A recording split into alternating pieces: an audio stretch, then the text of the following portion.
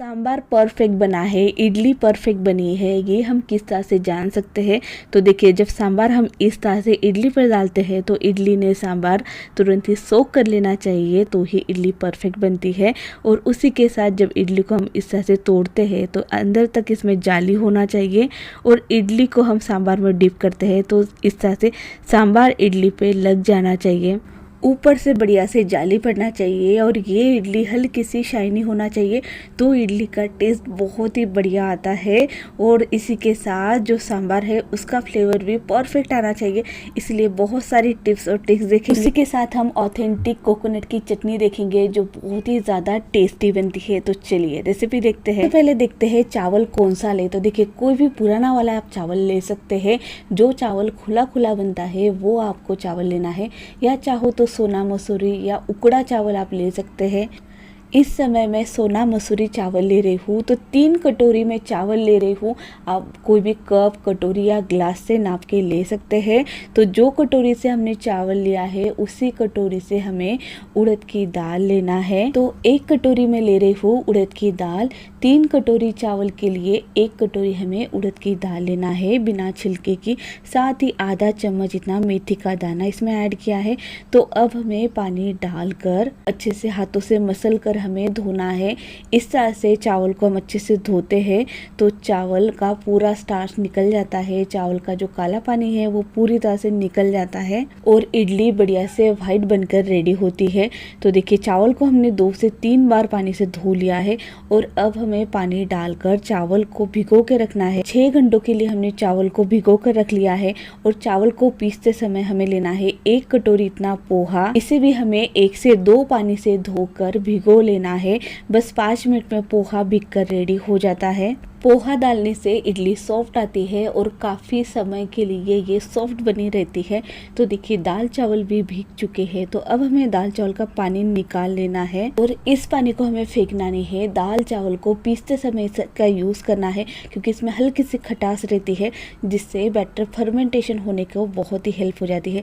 तो देखिए, इस तरह से दाल चावल के साथ हम थोड़ा थोड़ा पोहा भी पीसेंगे। एक बार मैंने चला लिया है, साथ ही मैं थोड़ा सा पानी इसमें ऐड कर रही हूँ और उसी के साथ हम वापस इसे पीस लेते हैं। जालीदार और दानेदार इडली सभी को ही बहुत पसंद आती है, पर उसके लिए बैटर किस तरह से बनाना है ये भी बहुत ज़्यादा इम्पोर्टेंट रहता है। तो दाल चावल को हमें किस तरह से पीसना है, तो देखिए, दाल चावल को मैंने इस तरह से पीसा है। जब हम इस तरह से बैटर को चेक करें तो उस समय हमें इसमें बारीक वाली सूजी जिस तरह से रहती है उस तरह से लगना चाहिए।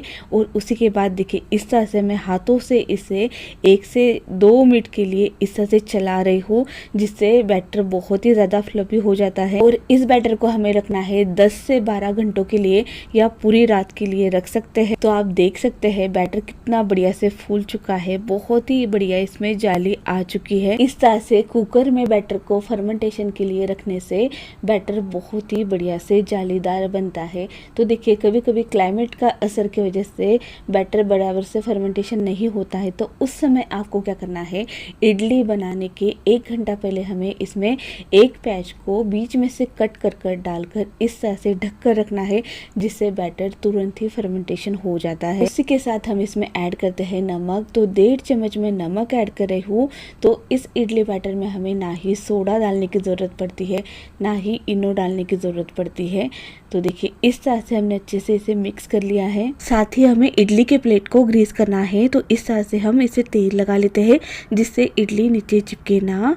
और उसी के साथ हमें देखिए, इस तरह से बैटर को पूरा नहीं भरना है, हल्का सा थोड़ा सा खाली रहने देना है, जिससे इडली बराबर से ऊपर तक फुल कर आती है। इडली के प्लेट में बैटर डालने से पहले ही हमें इस तरह से पानी पहले से गर्म करके रखना है, क्योंकि इडली डालने के बाद तुरंत ही इडली कुक होना चाहिए। इससे क्या होता है, इडली ऊपर से जालीदार बनती है।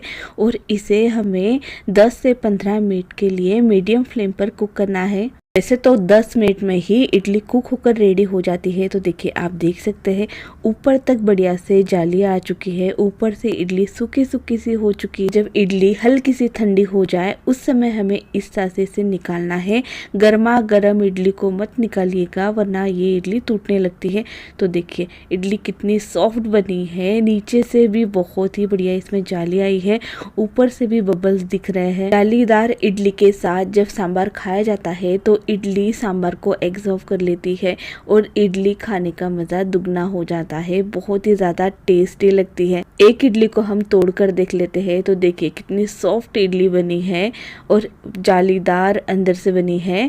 और उसी के साथ हम बनाएंगे परफेक्ट टेस्ट का सांभर। सांभर बराबर से नहीं बन पाता है, कभी तीखा बन जाता है, कभी मीठा बन जाता है, या मसाले कम या ज़्यादा हो जाते हैं। तो आप किस तरह से सांभर बनाएं जो परफेक्ट टेस्ट का हो। तो देखिए हमने ली है 1 कप इतनी तुअर की दाल, इसे पहले भिगो कर रखा है। तो तुअर की दाल को अरहर की दाल भी कहा जाता है। साथ ही आधा चम्मच मैंने इसमें ऐड की है हल्दी, और उसी के साथ हमें 3 कप इतना पानी ऐड करना है। 1 कप दाल के लिए 3 कप पानी। साथ ही मैं थोड़ा सा तेल ऐड करें, दाल सॉफ्ट से गल जाना चाहिए, इसीलिए हम इसमें नमक नहीं ऐड कर रहे हैं। तो देखिए जिस तरह से हम तुअर के दाल बनाते हैं उसके लिए जितनी विसल लगाते हैं उतनी ही लगाना है।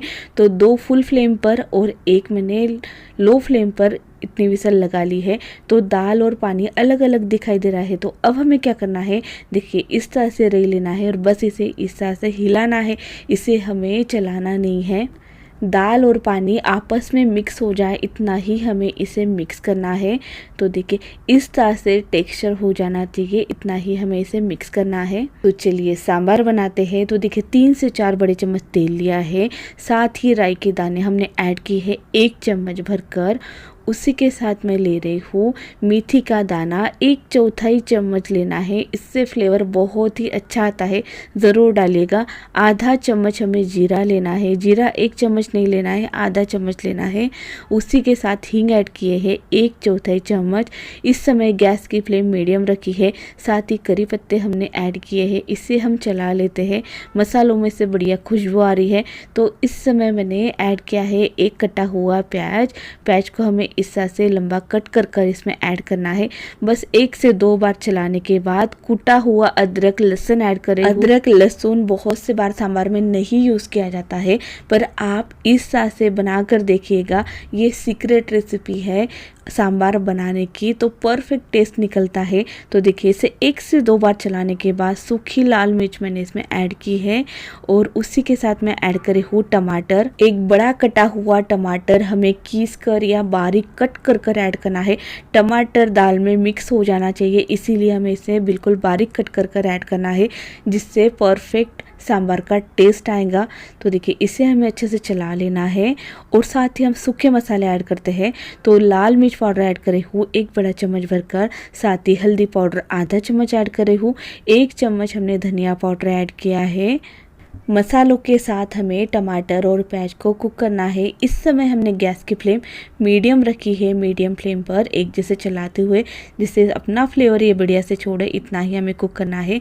उसी के साथ मैंने लौकी ऐड की है, साथ ही पम्पकिन ऐड किया है और ड्रम स्टिक ऐड की है। सब्जियां बढ़िया से गल जाए इसीलिए 1 चम्मच इतना नमक ऐड किया है। सांभर मसाला 1 बड़ा चम्मच भरकर ऐड किया है। इस समय हमने गैस की फ्लेम मीडियम पे ही रखी है और इसे 1 से 2 मिनट के लिए बढ़िया से चला लेना है, जिससे सब्जियां अपना पानी छोड़ने लगती है। उस समय हमें इसमें पानी ऐड करना है।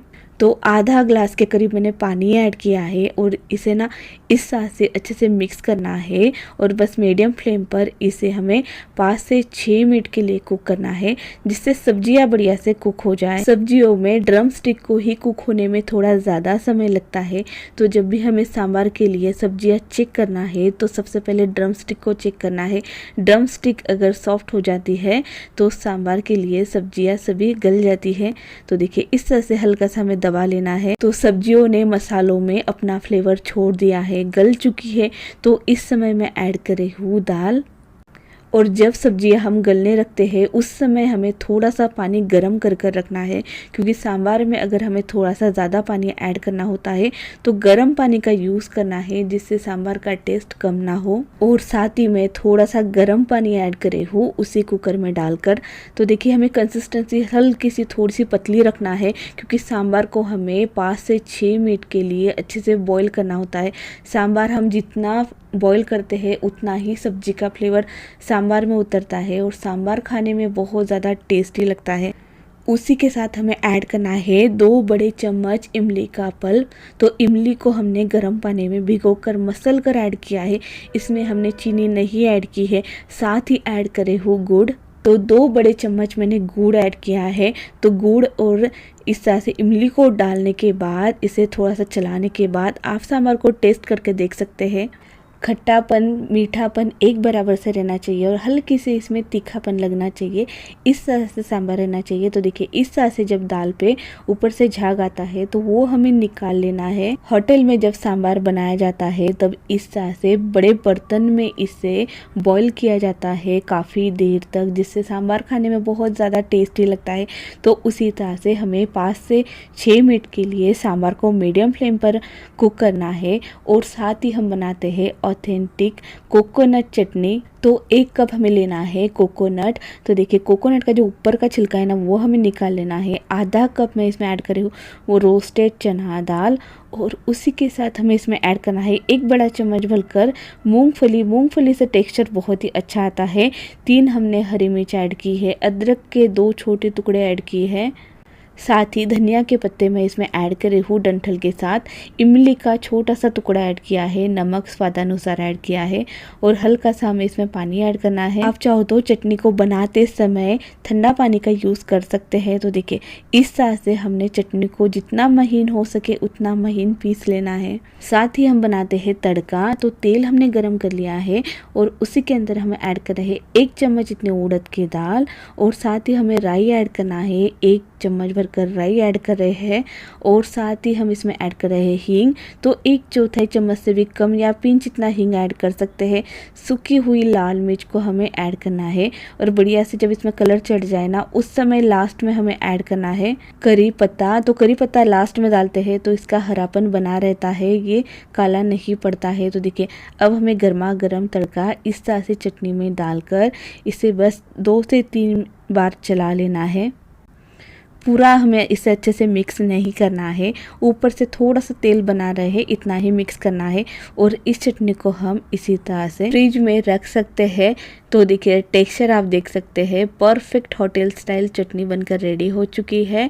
और गर्मा गर्म इडली सांभर के साथ ठंडी ठंडी कोकोनट की चटनी बहुत ही अच्छी जाती है। इडली का बैटर अगर आप ज़्यादा बना लेते हैं तो इसे स्टोर कैसे करना है, तो इस बैटर में हमें नमक नहीं ऐड करना है, पहले ही थोड़ा सा बैटर निकाल कर रख लेना है और इस तरह से डिब्बे में डालकर इसे फ्रिज में स्टोर करके रखना है, जिससे 1 से 2 दिन के लिए हम इसे यूज़ कर सकते हैं। इडली को हम तोड़कर देख लेते हैं। इडली को बनाकर काफ़ी समय हो चुका है, उसके बावजूद इडली सॉफ्ट बनी है क्योंकि हमने इसमें पोहा ऐड किया था। तो और जब इडली को हम इस तरह से सांभर के साथ खाते हैं तो ये सांभर इडली पे लगना चाहिए, इस तरह से सांभर होना चाहिए। तो रेसिपी अगर आपको मेरी पसंद आई है तो वीडियो को लाइक और चैनल को सब्सक्राइब ज़रूर कीजिएगा। मिलते हैं नई रेसिपी के साथ।